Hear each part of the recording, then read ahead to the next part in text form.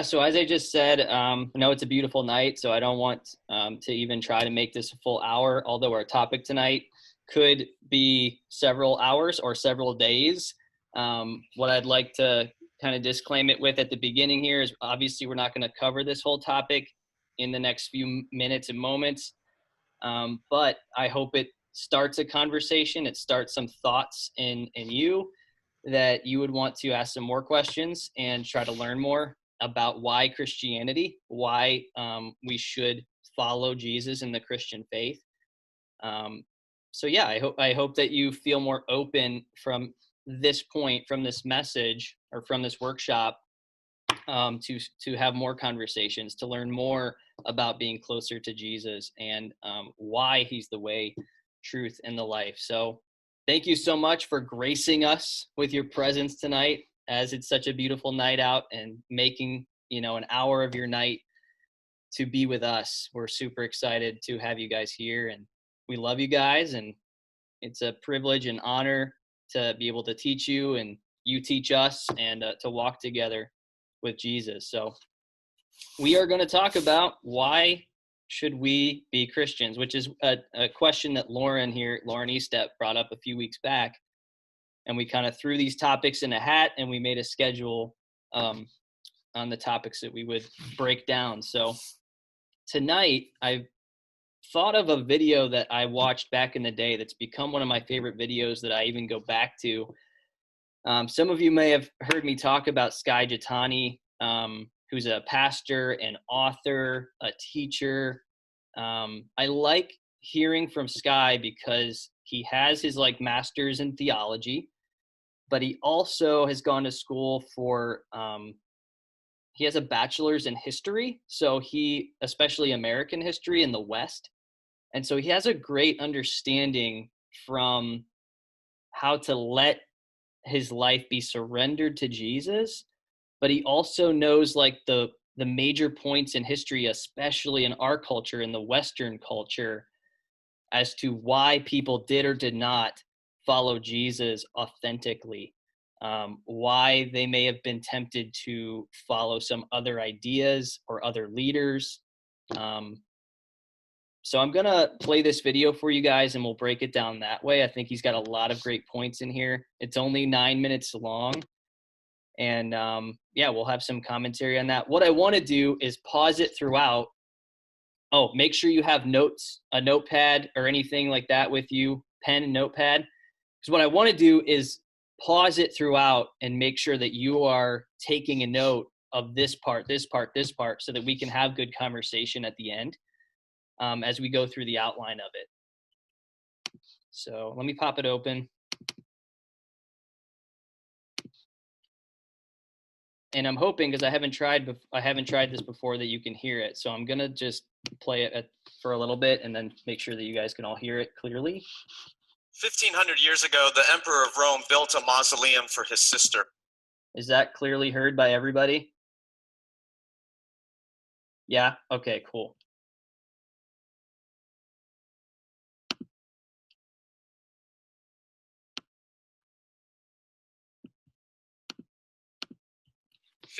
Years ago, the Emperor of Rome built a mausoleum for his sister in Ravenna, Italy.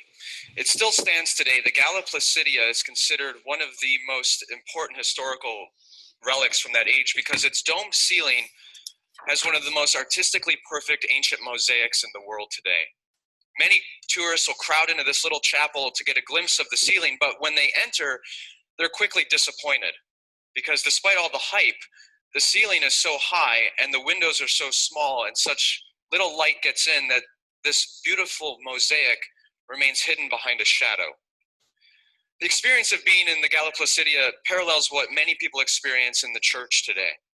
They come into Christian faith with an expectation of transcendence, that they are going to encounter God, that they will experience love and peace and joy and forgiveness on a profound level.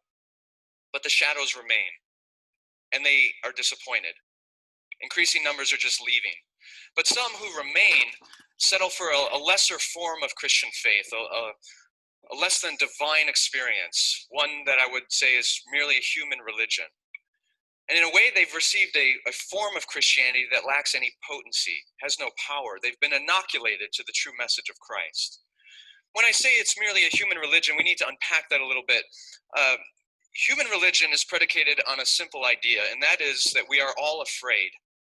Despite efforts to get rid of religion throughout the centuries, it endures because we all know that this universe is a dangerous and scary place to live. It's a threatening place of scarcity and chaos and ugliness, and that fear drives us to seek control as a way of mitigating our fears. All human religion at its core is a system of control, trying to mitigate fears. The problem, however, is that when Okay, so we'll stop here for a moment. You should be writing down, okay, what's the universal experience that we all have, regardless of our background, regardless of what we've chosen to believe and follow? Why do we think we live in a mad world, a chaotic world? Why are we scared? And because of that fear that we all feel, what do we do? And what comes out of it? try to control our world, our cosmos, it inevitably leads to more danger, more fear. Because for me to gain more control means I have to take that away from someone else. And so we get holy wars, we get civilizations in conflict with each other. We even get battles in our families over religious ideas or things like oil and water. That's where conflict comes from. And this goes round and round and round. And so religion tends to fuel this. Now, in our current world of pluralism and relativism, we like to think, at least some sectors do, that all religions are basically the same. They take different paths and they terminate at the same point, that they're all reaching the same goal. But this other understanding of religion actually inverts the mountain and says, no, the truth is all religions come from the same source, which is our fear and our desire for control, and then take very different paths to different destinations, different ways of seeking control. Now, okay, you should be writing down, what does he mean when he says pluralism and relativism? He says those are very prevalent in our current culture, and they are becoming the operating systems of the way many people think and behave today. Okay, so what's pluralism and relativism? Why are people attached onto those? And what are people saying about religions, and getting to the same place or the same God? Okay. all of these paths, in my view, can be put into four categories, or what I call postures. The first posture is life under God. This is classic religion. It's superstition. It's the proverbial drop the virgin into the volcano to appease the gods and make sure there's a good harvest. There's a Christian variety of this, which says, as long as you obey God's instructions, he will bless you. If you disobey, he will curse you. You see this come out quite a bit after tragedies like Hurricane Katrina or an earthquake in Haiti or even 9/11, where voices will come out and say, well, you know why this really happened? It's because people disobeyed God.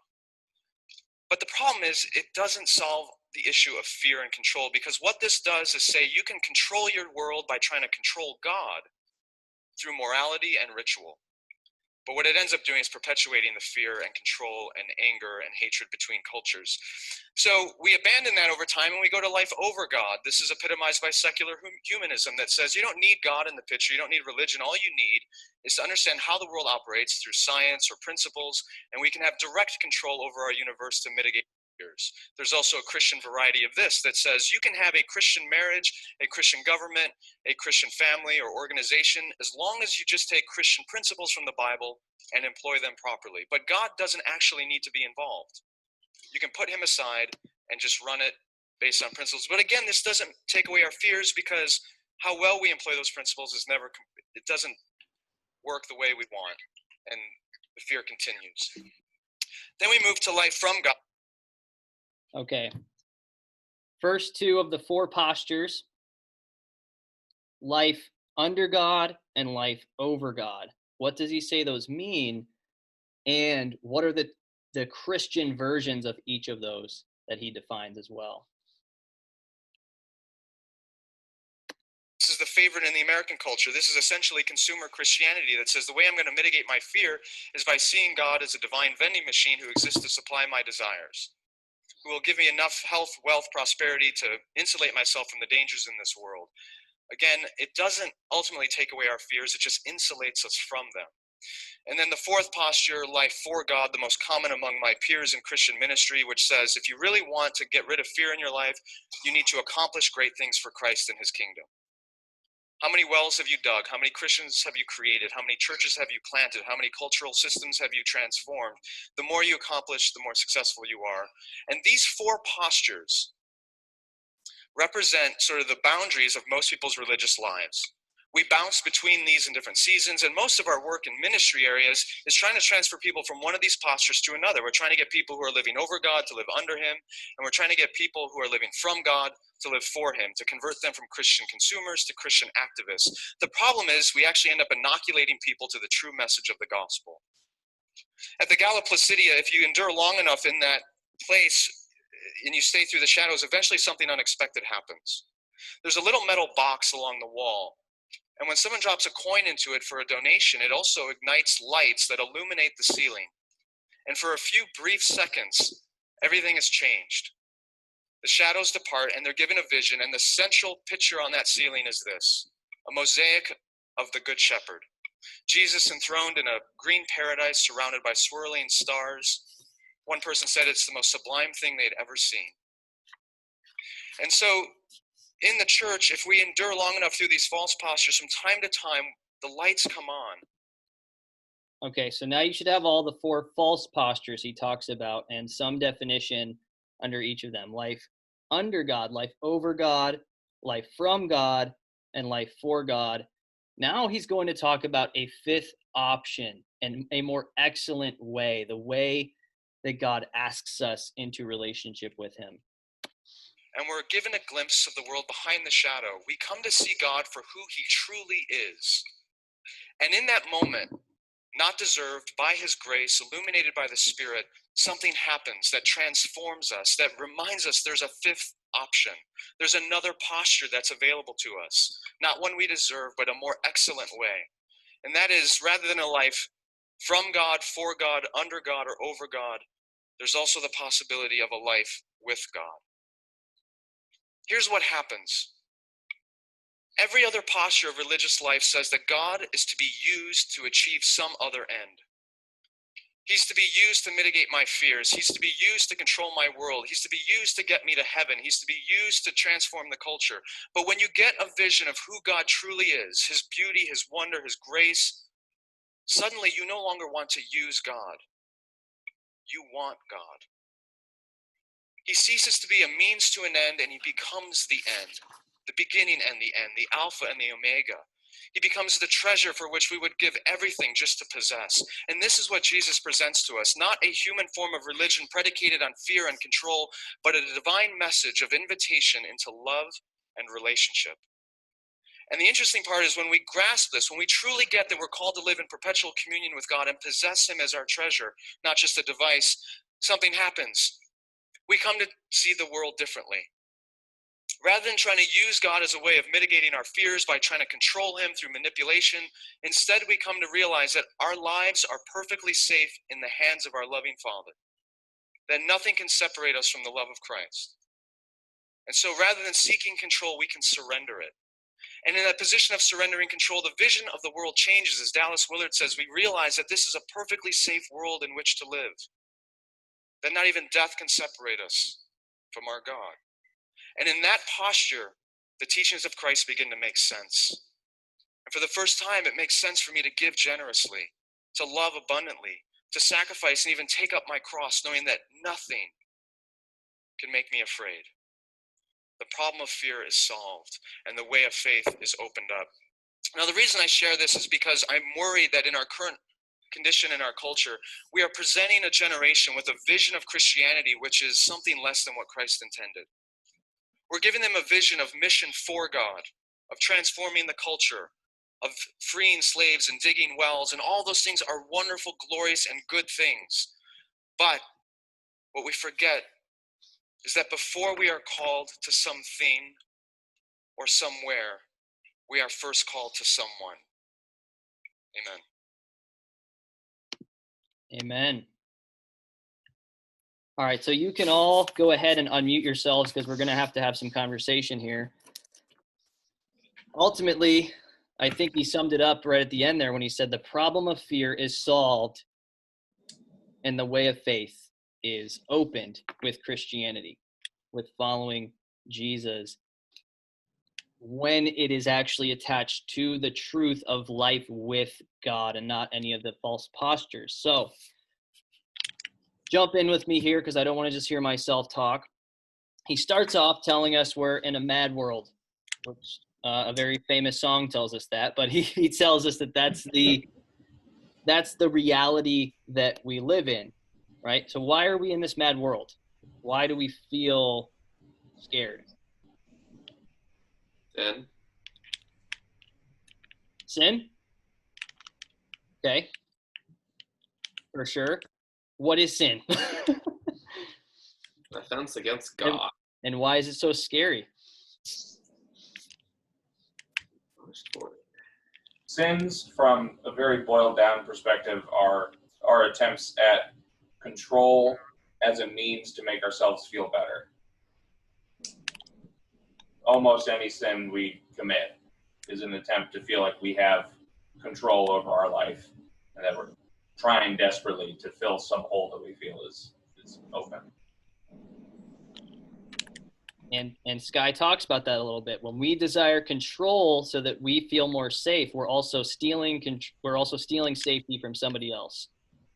So then we are assaulting somebody that's made in the image of God, and then sin happens because we're not living at peace with everyone and at peace with God. For sure. Students, you can all turn off your mics too so that we can all discuss this. Did everybody take some notes throughout? Mm-hmm. Okay. So Sky says we live in this chaotic world, this mad world where we're scared. What did you write down about that? Why are we scared? Do you have anything different than that sin topic we just talked about?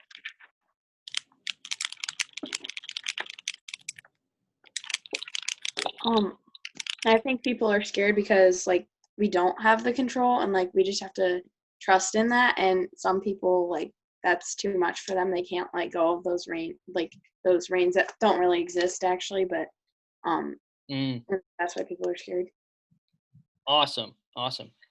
We're all afraid and view this world as a scary place to live. That's a universal feeling, he's saying, regardless of your background. So we're motivated. You guys are all right. We are motivated to safety and to control. And so we have this problem of fear, and we need a solution to, he says, mitigate a lot throughout this this talk, this kind of TED talk that he does at Q conference. And mitigate just means remove. So we're trying to remove our fear, mitigate our fear, lessen our fear.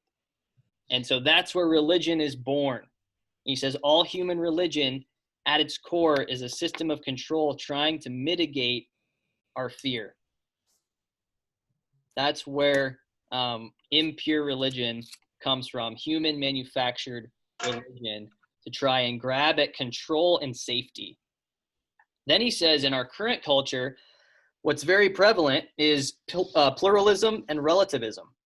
What does he say that those things are, and what people believe about those?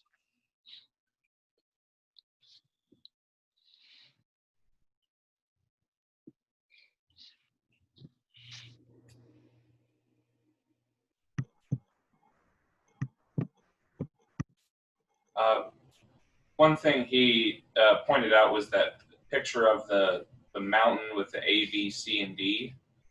I'll just speak a little bit on it, and then if one of the students kind of wants to pick up, that our assumption of religions, our human assumption, not our Christian assumption, is that all religions start at the bottom of a mountain, all spread out over the map, and then they're all climbing towards the same thing. So Buddhism and Judaism and even in some ways atheism. And as we climb the mountain, our foothold gets smaller and smaller and smaller, and then when we reach the top of the mountain, everyone's standing in the same place. So the earthly assumption is all religions are valid, even non-religion is valid, because at the end of the day, when you reach the end of that thought process, we're all saying the same thing.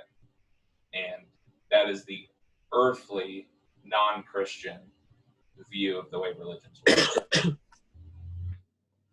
Or Oprah. Mm-hmm. Yeah. Everybody gets a car, right? Everybody gets a religion. Yeah. She's definitely been on record to say, aren't there just all sorts of different ways to get to God, and we all can just be good people? That's a form of that. And then relativism, I mean, it just at the end of the day boils down to that saying of my truth is your truth and your truth is your truth, even if they conflict. So you've got the idea of, which are both prevalent in the United States, you've got the idea of pluralism, that everything goes to the same place. Every worldview, religion, whichever one you want to use, goes to the same point to salvation when they don't. Factually, I think every camp would deny that, at least in the monotheistic realm. But with relativism, all you have is a diluted truth. It's everything is true, but also nothing is absolutely true, except for those two things. So, yeah, relativism in a nutshell. In a nutshell, right? And in a nutshell, basically that's a grab for control and safety again. We don't like feeling shame, and we don't like making other people feel shame about what they believe. And so how do we eradicate that? How do we remove that? Well, there's just no accountability. We won't keep anybody accountable. What's true for you can be true for you. When what's true for me is true for me, and we don't have to worry about it, right? But it quickly breaks down, because if somebody's like, well, what I love to do, what I believe in is I would love to murder people. Right? That's not okay. Quickly, it's like, well, that shouldn't be true for you, bud. Yeah. Right? That breaks down really quickly, but we try to stay there in that kind of shallow version of relativism. You guys feel this at school? It's like, among your peers, that it's like, well, let's just, get along with everybody. Right? You feel that? Because we're trying to remove accountability from each other so that no truth has to be the absolute truth, right? So yes, so Sky says all religions are basically the same. They take a different path to get to the same result, to the same point, to the same God, really. And let's all just be good to each other. Well, where does good come from? Where does immorality come from? Right? By what standard? It's You're right. Somebody sets the standard, but a lot of people don't want to, give the right answer. They don't want to give the answer to that. Wait, so which one's the right one? The one that goes up or the one that goes down? Like. Oh, the two pictures. Both of those just show relativism and pluralism. Those are neither Christ-centered. He was just demonstrating the okay. within kind of the USA culture and abroad that tend to run into. Okay. Right. This is a good question, though. That is a good clarification. Mm-hmm. That neither and that the four things that we talked about in the next section, none of them are a right way. One of them sounds kind of better than the other one. Like you said, it's where Christians are trying to lead other Christians. But yeah, that's a really good question to get clarification on that. Okay. Yeah, I was confused about what he was saying. That was like the correct one, I guess. But, okay. Yeah. Yeah, that's a great question. So what he's doing, Annabelle, is he's building a case to get to the end, to give you the real truth. He's saying, okay. here's what a lot of people tend to believe, and he explains it, and then he gives a visual, and then says, everybody feels good about this, but it fails, right? And then he goes into these postures that he talks about: life under God, life over God, life from God, life for God. Then he builds an argument as to why those are not actually true either. So he's starting to build the case toward where he wants to land, right? So then, speaking of, he talks about posture. So what does he say life under God is all about?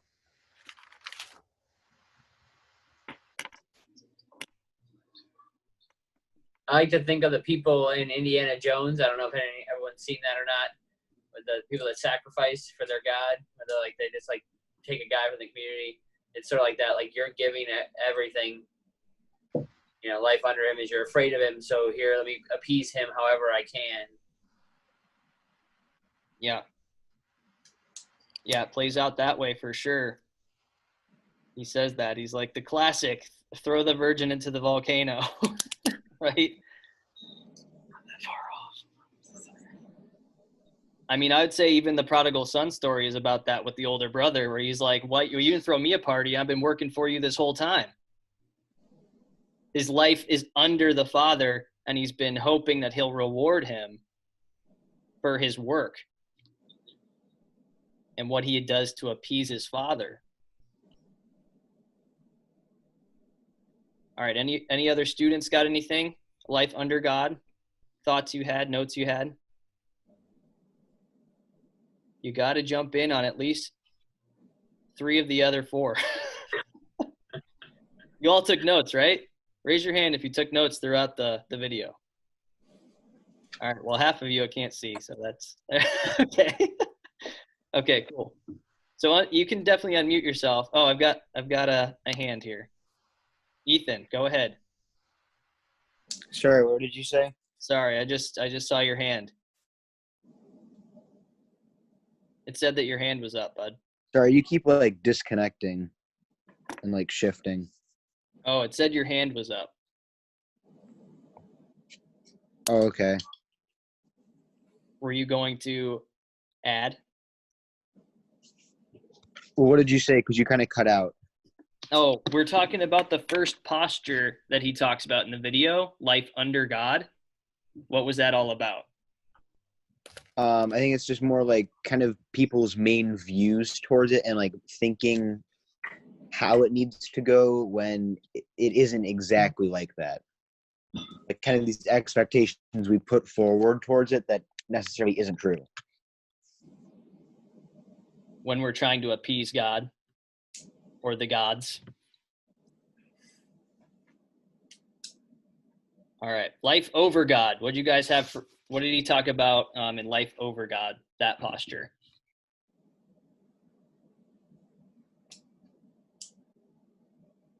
What kind of religion comes from that?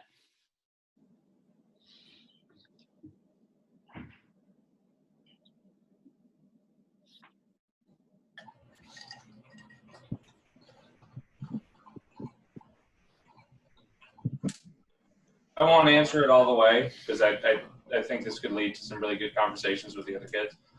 But the first thing I thought of as an example with life over God is a lot of times as people in our 20s and 30s, I think something we hear from a lot of friends who like aren't really Christians but were raised Christian, say that they want to send their kids to church so that they can grow up with good values. And that's a very specific wording because like they aren't going to church or they don't believe in the things that the church says, but for whatever reason, they want their kids to grow up in the church because they think it can teach them good lessons or good stories. But the subtext behind that is that they don't believe what's being taught, but they want their kids to grow up in it. Or at the very least, that they don't have a personal relationship with God and they don't intend for their kids to, but they think there's some positives to come out of Christianity.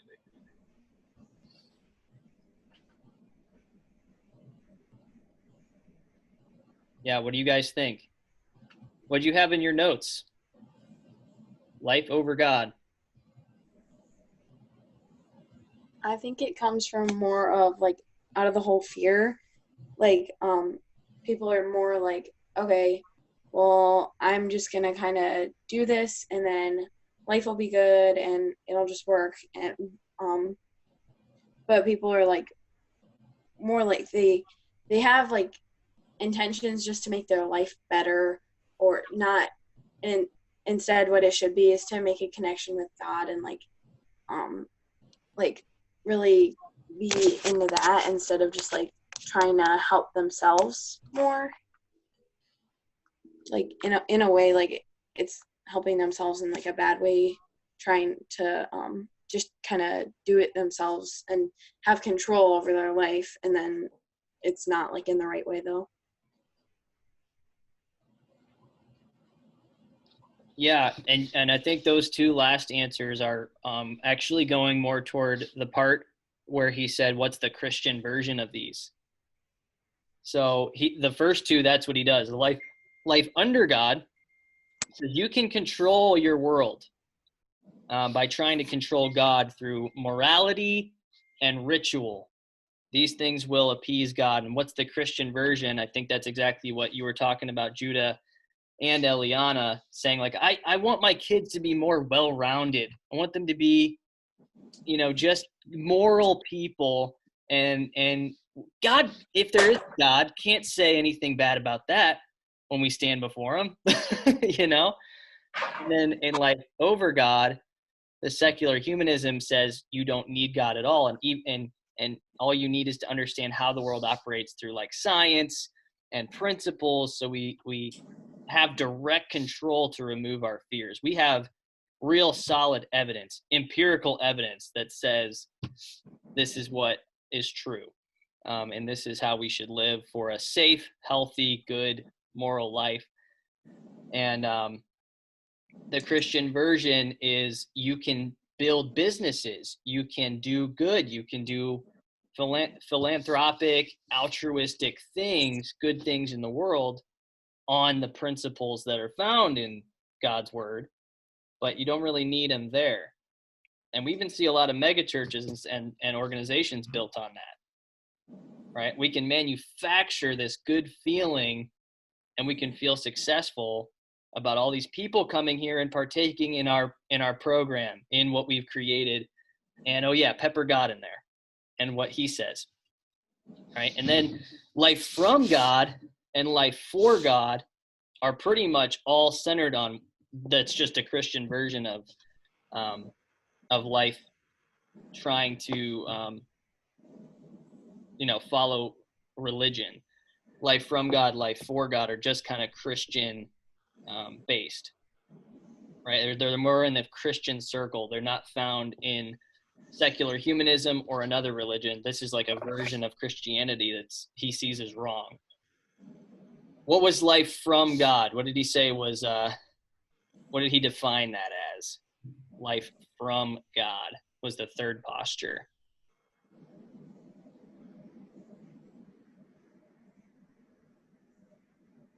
Lauren, do you have that one down? I was kind of confused on that one. Life from God? Yeah. All right. Anybody else? Life from God? What did he say that was all about? I think I remember he said something about it being like a divine vending machine. Or like you just, if I understood, like, pray for this stuff and then he's gonna do it, and that's how you get good things. And like you don't really have a relationship with him. Right, there you go. That was the definition he gave. It's consumeristic. It's getting from God. It's in that actual title. You don't have a relationship with God, but you use God hoping to find success in your own means and your own ends, I should say. So God will give me enough health, wealth, and prosperity to insulate myself from the dangers of this world. Remember, isn't that kind of like the life under God thing where you think that like if you do the right thing, God will spare you? Yeah, so all four of these are similar in that you want safety and you want to use God to control getting rid of your fears. So some of them are going to have some overlap. But life from God is more like, have you heard name it and claim it? The name it and claim it idea of Christianity? Like, I ain't going to get COVID because God's got me. And then, like, what happens if you got sick? Then you just made God a liar. Right? Like, yeah. Maybe, God lets things happen to people because we don't understand his thoughts the same as our thoughts, and his heart's not the same as our hearts, and he might be doing a work in you through a certain season of your life that you didn't expect God to give you because you made up that version of God, right? If you read the book of Job, God let some stuff happen to Job. Right? Oh, yeah. He didn't go, God's got me, I'll get out of this. No, he tried to figure out God's ways. And then at the end, he finally understood the surrender that Sky is trying to get us to understand in this. So yeah, that's great. It's a divine vending machine. It's a genie version of God. All right, life for God. What do you got life for God?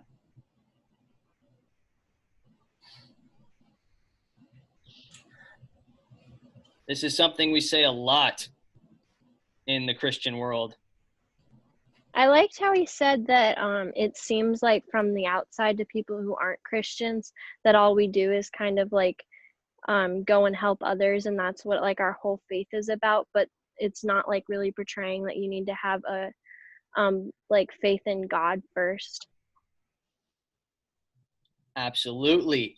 There you go. So you were saying we're doing this for God, but in reality, we're kind of doing those things for me to feel better, right?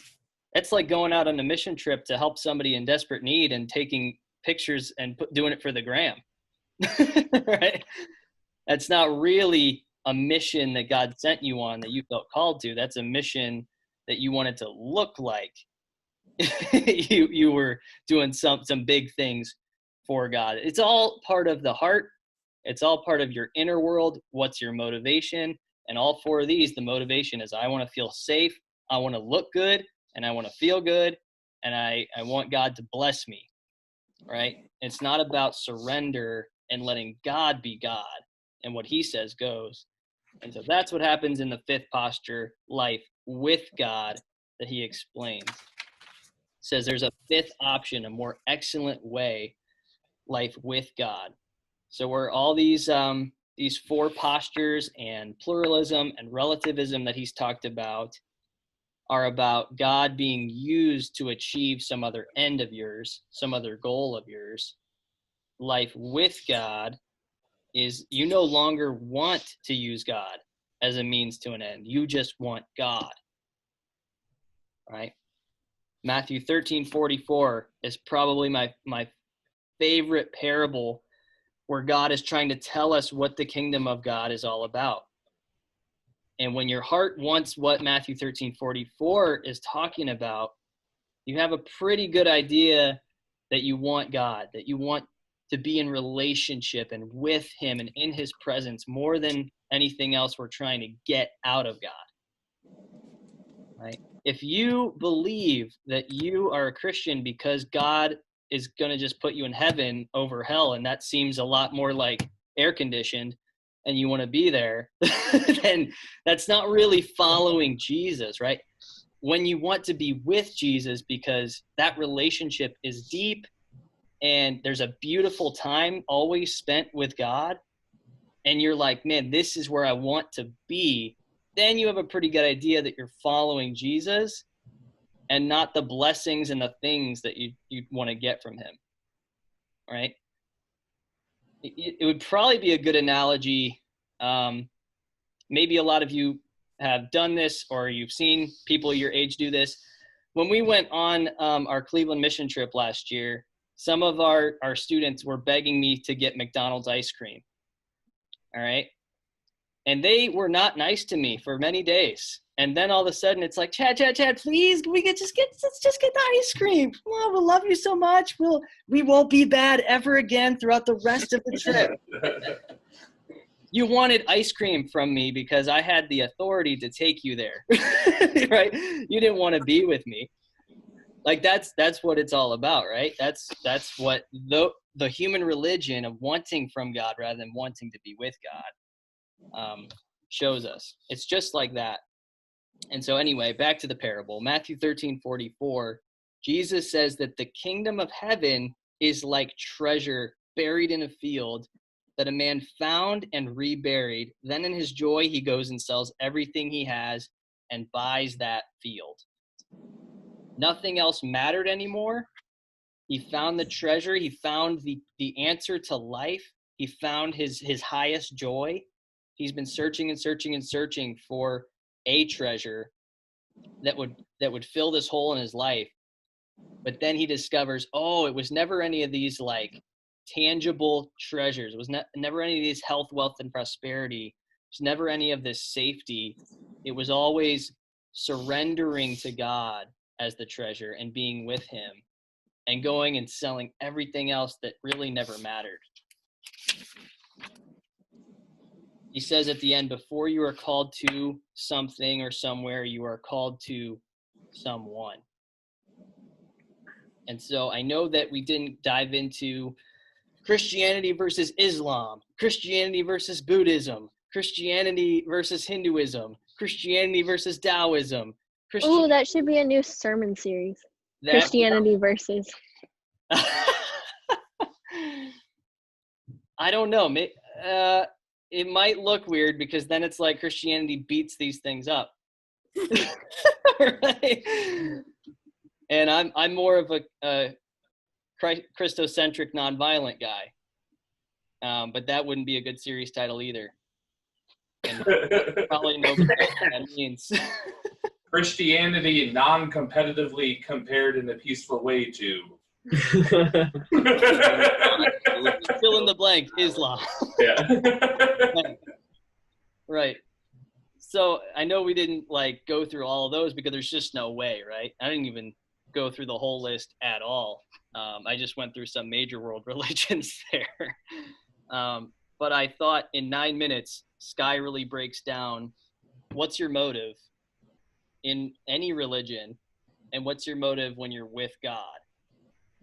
And so he so simply, succinctly puts together the argument, I think, was really good for us to listen to in only a couple of minutes, and to build that case that you are not called to something or somewhere, you're called to someone, to be with God.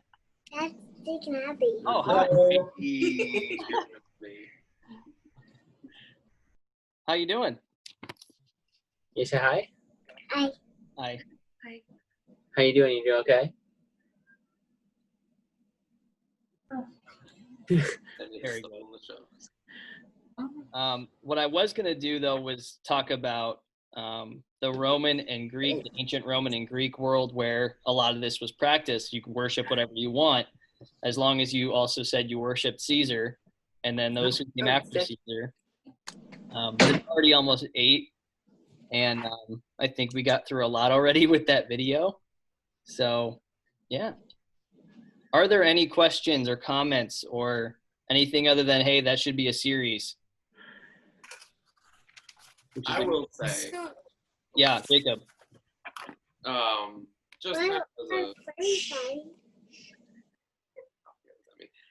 Just kind of as a endpoint, when you talk about different worldviews, right? You've got Islam, Taoism, all those. But where Christianity is different, one is the sacrifice of Christ. You don't have in any other religion, at least not that I'm aware. You have God coming to his people and sacrificing for his people instead of the people sacrificing for God or trying to appease God. If you read the whole Old and the New Testament, nobody ever makes God happy. The Israelites can't do it. They screw up a lot. The apostles can't do it. They screw up. Paul talks about doing things that he doesn't want to do and not doing things that he wants to. So when you want to investigate Christianity or you want to look into other worldviews, always ask what's their foundation for truth and where are those ultimately found, because I won't get into the weeds of it, but the Roman society was, for all intents and purposes, a pagan society without God. And the only reason we have a lot of the values and the systems we have today is because Christianity started there,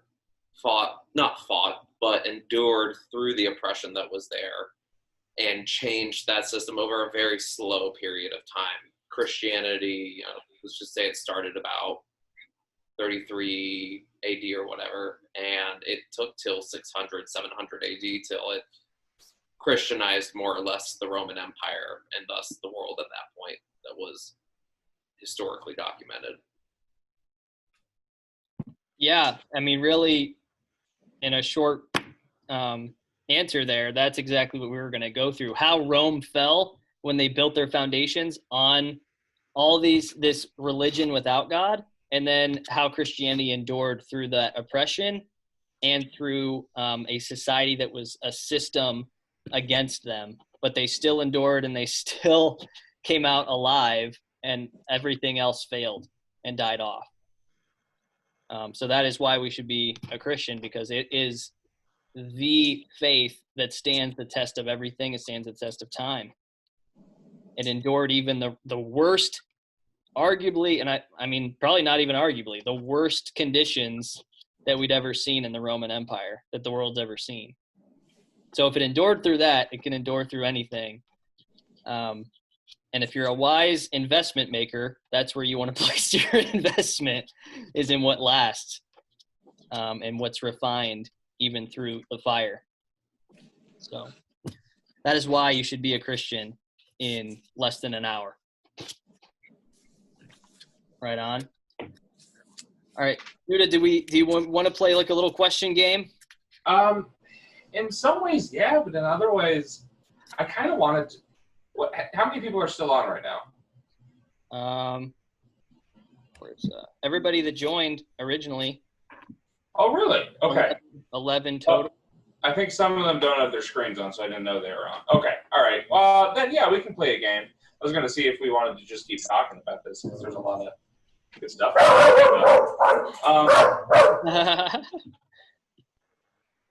Cut him off. We can do that too. I mean, I'm always down to talk more. It's my favorite topic, so I'm okay with it.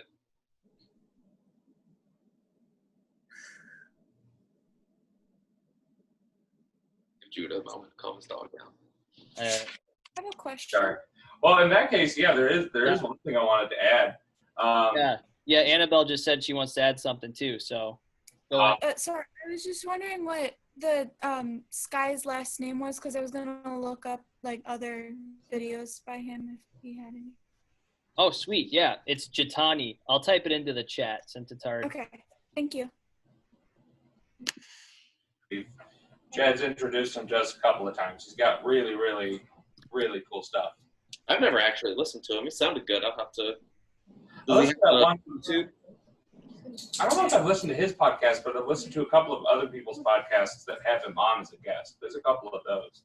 Those have been really good. But yeah, there's one thing I wanted to hit on a little bit. It's not the main lesson that we've been taught tonight, but it's something that I thought of. So in this last week, we've been challenged to go without using screens for entertainment by Pastor Neil.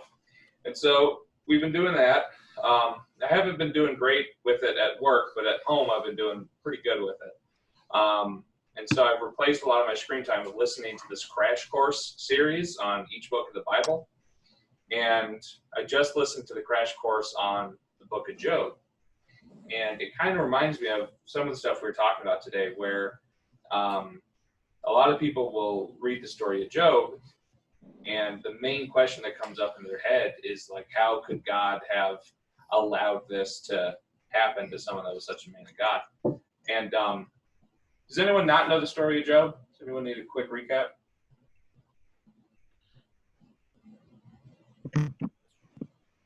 I'll just, in case. So the story of Job, Job was a very good Christian man by God's accounts. The devil basically challenged God and said that if Job was put through any amount of hardship, that he would quickly lose his faith in God. And then God put him through a series of hardships, and Job's life got really, really tough for a while.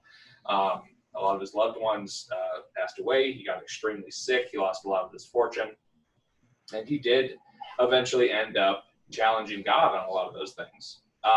But the main thing that people ask is, how could God have allowed that suffering to happen? And a really good point that was made by the person summarizing the book of Job was that God promises us a lot of things in our earthly life, but one thing that he does not ever promise us is a life free of grief or free of suffering.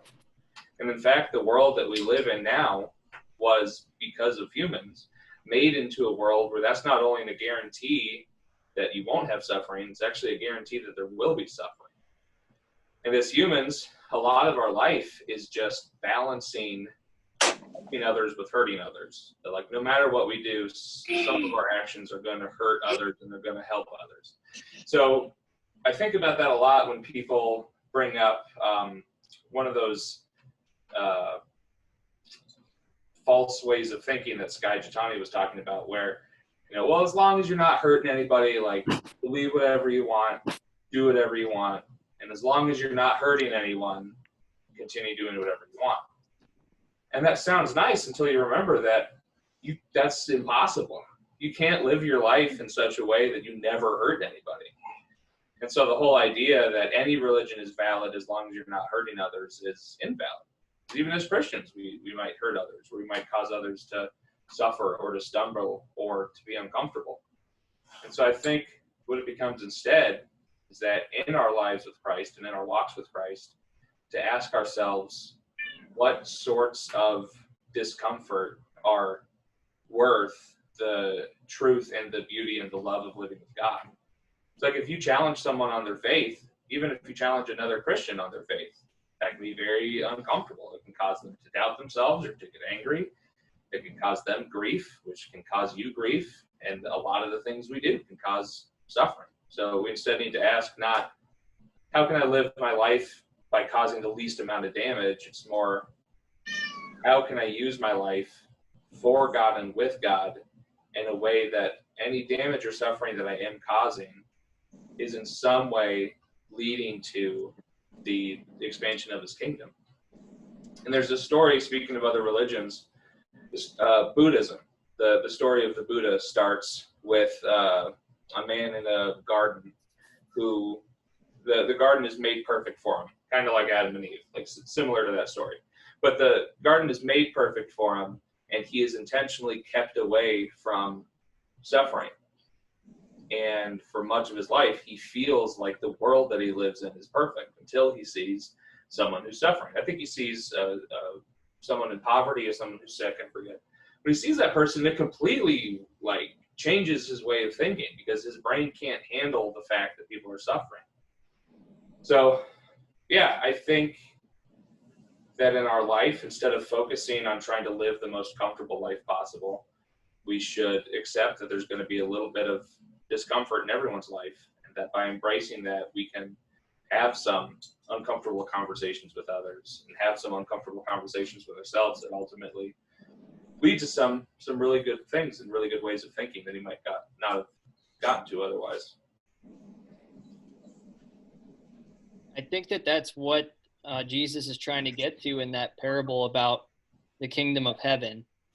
Because, for instance, if we're talking about that Roman era when they were an empire and when they had control over a lot of people and they were causing fear, and they worshiped a buffet of gods, or they allowed people to worship a buffet of gods, all their gods put together could not give them a sufficient base for life and morals and values and final decisions that were good, like God's version of good. And so that's why the Christian faith was able to endure that, because they had the infinite personal God's and a relationship with him and knew his heart. And over the scriptures, they had the Old Testament, the New Testament, the teachings of Jesus, how he taught and lived among his disciples, and then acted that way in their life with that truth in their heart. And they knew that the kingdom was the greatest thing. So if I have that, then regardless of this condition I live in, regardless of what's being allowed to happen to us in this time, like Skye said, we're perfectly safe in the hands of God. And Revelation talks about that. Revelation talks about even if the worst conditions happen, which will happen at the end of the world, again, as a Christian, you know that the outer world can be as crazy as can be. It can be as violent and hostile as can be, but the inner world, the truth is, nothing can separate me from the love of Christ. So if I have that kingdom of heaven in my heart, then I know that none of this can actually accomplish anything to make me fear again.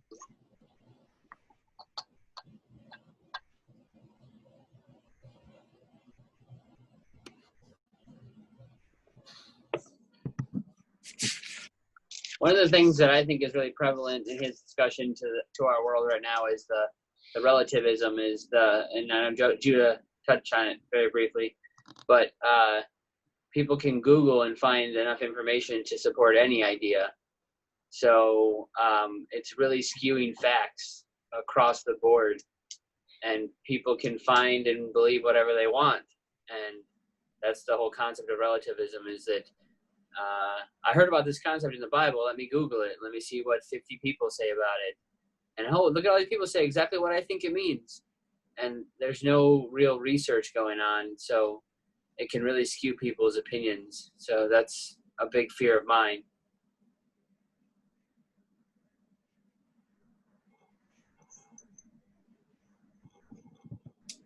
That's something I always want to try to have conversations with people.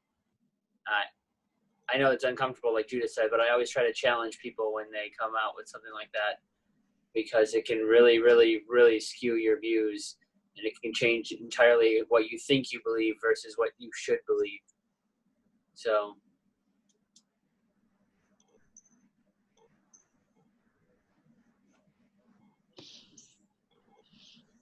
a lot of people say right now, like, well, the world's ending because everything's so bad and everybody just believes whatever they want, and it's just going haywire. It's too far gone.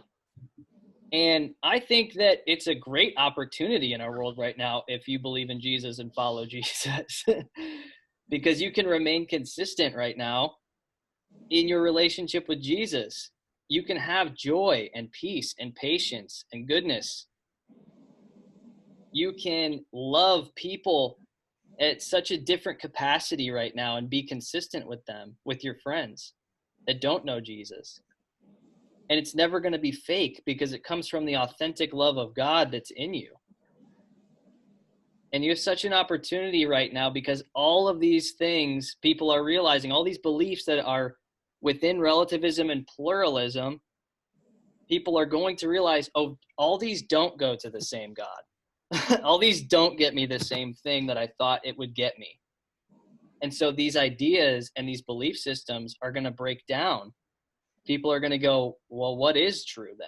What am I supposed to believe in? What am I supposed to invest in?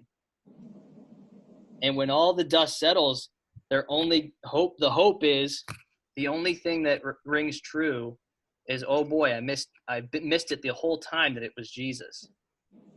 And if you know Jesus in here, then you're the person that can remain consistent and show them what it's like to follow Jesus.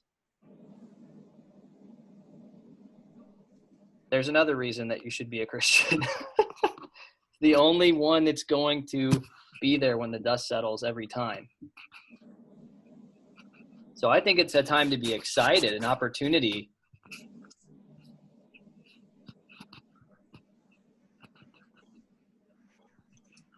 It's really hard to show people the love of Jesus and that he is awesome when you live in a world that's everything's relative. All truth is relative. You can believe whatever you believe and it's all good.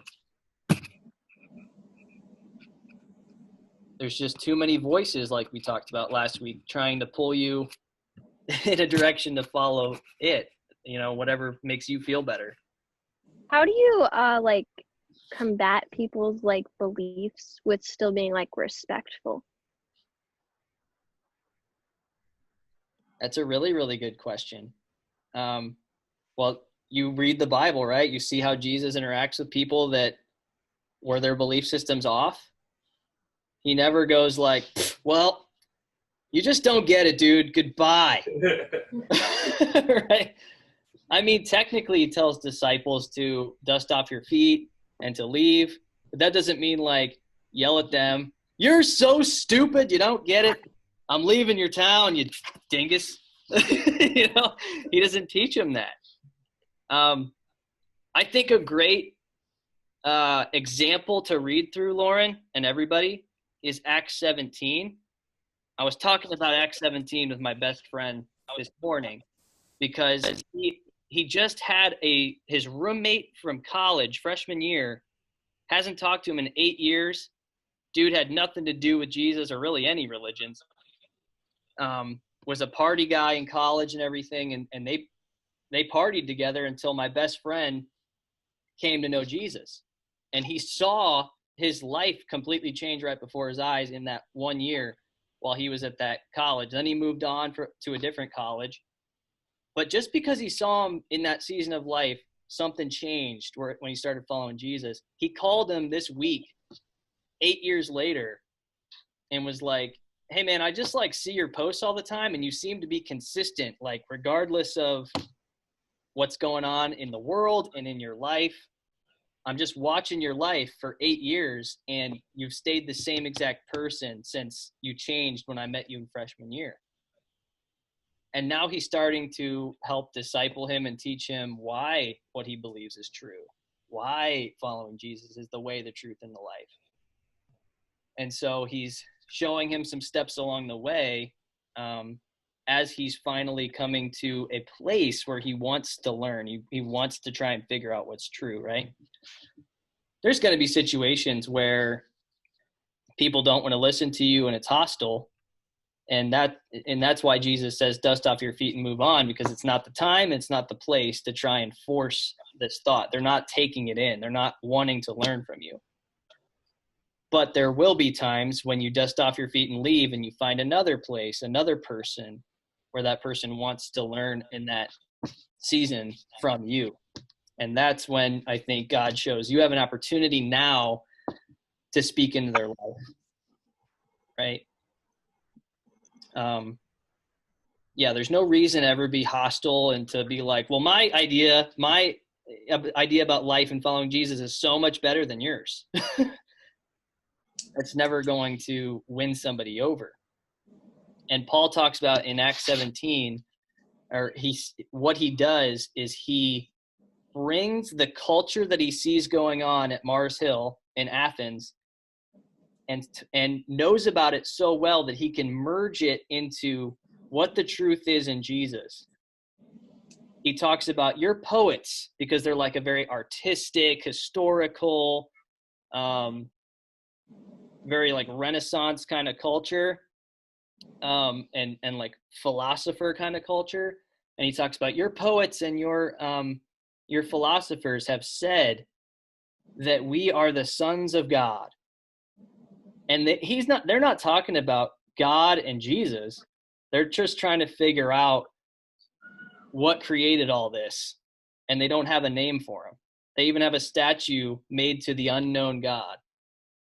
And he bridges the gap to say, okay, you're trying to figure out who created all this and who created you. And you're trying to be all like going deep in your mind and debating everybody on philosophy and all that jazz. Let me tell you about the real one true living God. And then certain people say, like, this guy's crazy, I don't want to listen to that. And they're out and they're hostile towards him. And some people even try to drive him out of town. But others say, hang on, come back. We want to listen to more of this because what you said is really interesting. So he never was hostile. He was never like, hey, you guys who were trying to kick me out, like, no, listen to me. He just continues to talk to the people who want to listen. Because I believe even if people try to kick you out and say like, no, I don't believe what you believe, like, get out of here. God can change a heart. And just like he did with my best friend this morning, they can come back to you later, or God's clearly capable enough to bring somebody else into their life to teach them somewhere down the road too, if he softens their heart. Which in fact is what our next series is about, called Melt, where God softens the hearts of the hardest hearted in the Bible. Anyway, that was a total ramble, and I hope that was helpful. Jacob, any thoughts? Don't ask him. I mean, I got a million of them. I'll ramble more. I'll condense it. When you talk about evangelism, you need to know who you're talking to. So I use my brother-in-law all the time, so I'll just go with that. I have a relationship with him. We will see each other often. We hang out once a month. We talk. We do that. I've also had relationships with people from college who I don't really talk to anymore because they traveled and whatnot. But knowing what somebody believes and knowing the scriptures well enough to poke the holes, for lack of a better term, into their worldview, but showing somebody an inconsistency in their own worldview can be a very powerful thing because people are very sure of themselves. We are all the time. So knowing your own worldview and then knowing and understanding and asking questions about another person's worldview, I would say is foundationally one of the skills that we are missing out on a lot of in the church and the world as broad. We don't know how to ask questions well and listen well and understand what was said to us well. So in a nutshell, listen to other people, try to understand their ideas, and then know how scripture combats those ideas if they aren't biblical, because a lot of worldviews have a lot of things right, but at the end of the day, that only comes from scripture. That's the only reason they have it right to begin with. Goal of understanding, not necessarily goal to shove your opinion down their throat. Yes. Yes, she does a better job at it than I do. Nice. I just put Matthew 10:16 into the chat, Lauren and everybody. Jesus says to his disciples, be as wise as a snake and as innocent as doves. And what he means is know your stuff, right? Doesn't mean be a snake like Kevin Durant and switch teams. He's saying know your stuff when you're talking to other people about their beliefs. That's what Paul does in Acts 17. He knows what they believe because he's studied their culture. He's hung around them. He's bought a seat at the table to have some relationship with them so that he has a voice in their life. And then he's as innocent as a dove, even when people try to kick him out. Because all he's shared is love and the message and the gospel of Jesus, which is not violent, which is not hostile, which is not arrogant. All Jesus did was heal and restore and love and give. And he was sacrificed on a cross. How do you know when your relationship with God is strong enough to be able to do that? Ooh, that's a really good question. Good question. That's a really good question. I think Abby just was a great example right there. Me and Jacob are like talking, right? And then Abby's like, well, here's the simple truth. Let me get it down there. Right? That's all you have to do for now. You know what I mean? Me and Jacob are theology nerds. True. So we're like nerding out, and that's probably just banter and complete like garbage to most people. Life. But that's because we want people to know God, and we just are talkers. But if you feel more comfortable right now going, here's the simple truth. Here's what I do know, that I was blind and now I see. You know, that's all you got to do for now. That doesn't mean you have to be strong. You have to be at some level. You know, Christianity isn't Pokemon. Like, you don't have to level up to a certain level to be able to start telling people about it. I mean, you had that all through the New Testament as well. You know, Christ would convert somebody. Let's take the guy he healed at the pool. I forget. Yeah. He told him, rise and stand and go, essentially. And we get this idea that we convert people. We don't. I told my brother-in-law that straight up the first time we talked. I was like, I don't convert you. That's not my job. I don't do that. At most, you are just there to plant a seed, a little bit of a seed. God waters it. He transforms a heart. And I think at the end of the day, you'll be a lot less disappointed in yourself if you realize, I'm here to plant a seed. I'm a tool in God's hand. I'm not. Means God is. Okay. I didn't get I'm on gonna the go. school I'll be right there. I'm right there. Kids' bedtime. I gotta go. All right. All right, bro. We'll see you. Love you. I love everybody. I love you. Bye. See you at the hike next week.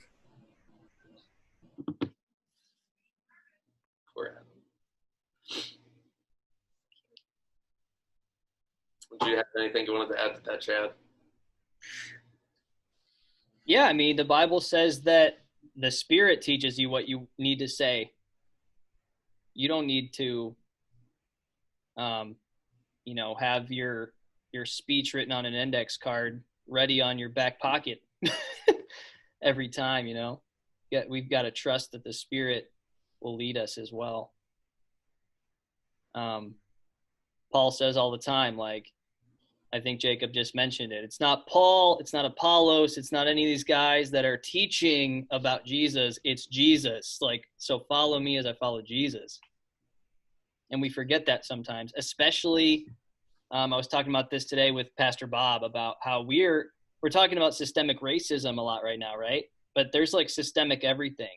In the American church, it's systemic that we've built celebrity pastors that are like, I listen to this guy, I listen to this guy, I listen to this guy. And it's like, did you read like where Paul says it's not me or Apollos or any of these guys that you think are so famous and great and baptized you? We've been trying to teach about Jesus the whole time. I'm guilty of it too. I'm like, I've handed out books by, you got to read this book by this guy. It's so good, Guilty. And I even thought about it with Sky today. I was like, I don't want to make Sky Jatani this big name, but I think what he says is like humble enough to share and go, here's somebody I think we can listen to and not totally just praise, Sky's the guy, this is who you should listen to, but listen to the message is what I wanted to get across tonight. Because what he said in 9 minutes was going to be a lot better, I thought, more efficient to have a conversation off of with you guys rather than try to say, go listen to Sky all the time. Anyway. The other scripture, the religious leaders say to Peter and a bunch of the disciples, who are these uneducated men who are talking about all these huge, lofty ideas about this Jesus guy? Like they know something. Because they were just known as young fishermen. I have to tell that to people all the time when they're like, hey, like you just asked, when do I know I'm at the spot, I've hit the plateau where I can start being more powerful for God, right? We're stuck in that mindset that was talked about in the video of doing things for God. Well, there's a reason that God put in the Bible, I think, that story about everybody going, who are these uneducated guys who think they're going to teach us something?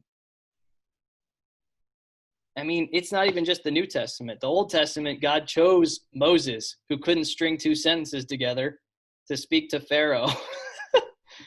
And you'd think like, hey, God, get that one wrong? Like, this guy's not skilled enough to do it.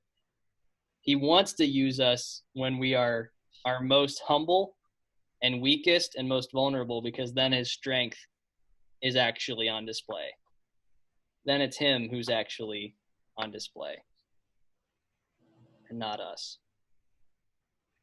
And so when you have this systemic church of celebrity where we put this guy up and we go, you handle all of this heavy load and you be the perfect version of a person, of a pastor, it's too much for a broken human being. And you'd think we'd get it by now, the pattern of all of them pretty much falling off, all these megachurch pastors,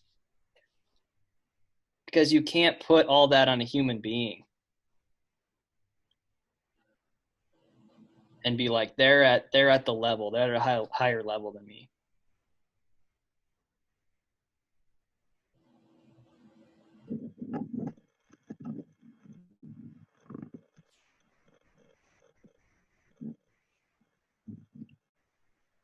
Those are such great questions, Lauren. Thank you so much for asking all that. I'm so giddy that you would ask all that. Yeah. So, and yeah, what I wanted to say at the very end, before we log off here, is this was our season finale of Students Online. Wow. Yes. Hey, until the next quarantine pandemic. No. But don't eat Get inside the box. Inside your box. Inside your box. Are we back? Are we back next week then, or no? So here's what's going to happen. We're going to meet at French Creek Reservation. If you go on their website, there's 2 addresses. We're meeting at the one that's French Creek Road. And it's like maybe a 2-mile hike. I don't even think it's that. Probably closer to 1.5 miles.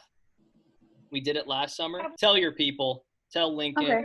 Tell everybody. Tell Sarah. Tell Lily. So that's what we're gonna do next week. And we're gonna meet there at 6:45 so that we can be done at 7:30 so that we are not in the park at dark. So drop off 6:45 and pick up is 7:30. So yeah, we're going on hike night for the first time in a long time next week, and then the following week is July 1st, and we're meeting at Hope. But I'm hoping that it will be nice out and we can just stay outside. Yeah, same time, 6:45 drop off. Sound good? Sounds good. All right, we'll send out reminders and stuff again, but that's the big announcement. And so yeah, logging off. We're hopefully good. Love you guys. Love you. Bye.